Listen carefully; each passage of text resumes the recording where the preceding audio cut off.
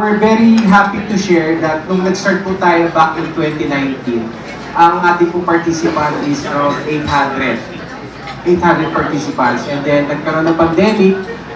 During pandemic, medyo nagkaroon tayo ng konting nagkaroon tayo ng suspension ng race natin. But hindi po kasi alam din ng karamihan, back in, I think it's in 2021, since na-postpone po yung race natin for 2020, si Maitini Collegiate Triathlon po, siya lang po yung triathlon event na na-exhibit natin ng virtual triathlon back in 2021. And then as we move forward, this data actually came from Subic Bay Metropolitan Authority or SBMA Tourism Department, and they're very happy to share that in the past 2 years, post-pandemic, Maitini Collegiate Triathlon is the most attended triathlon in Subic. So yun po yung magandang balita sa amin, and hopefully we can sustain the momentum, and it is in relation with the community that you're asking me earlier. So in connection to that, it's a strong indication na we have a growing community.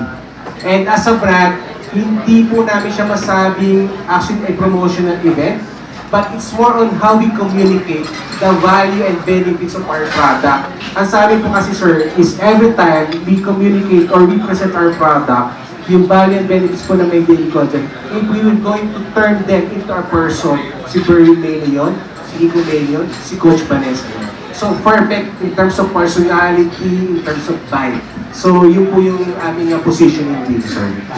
Indication where you can be your family, your supporters in Subic. So that's one good thing about this event. So talking about the distances, we are offering actually 3. So we have the split distance, the 750 open water swim, we have the 20-kilometer bike, and then the 5K run. So it's very ideal for beginners, for coaches, na kita lang nare-recommend.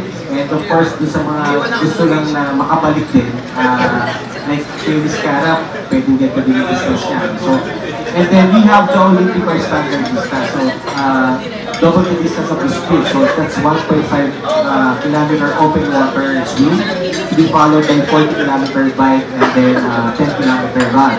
So those are the two major categories that we are offering. And the third one, ito yung mga masaya to. Masaya. Barkadahan to Yes, and then I would like to highlight lang, this team that will be joining. I think there are about 12 or 15 relay teams, the SPH team. They're here. Maraming salamat. So, when I asked them, bakit sobrang major goal nila or major categories nila? Because this team is a family team. So, nandito yung husband and wife, and then yung daughter or son, pwede dito. So, it's a relay team, it's a 3-man relay team. So, each distance or each discipline, meron tayong athletes, sir.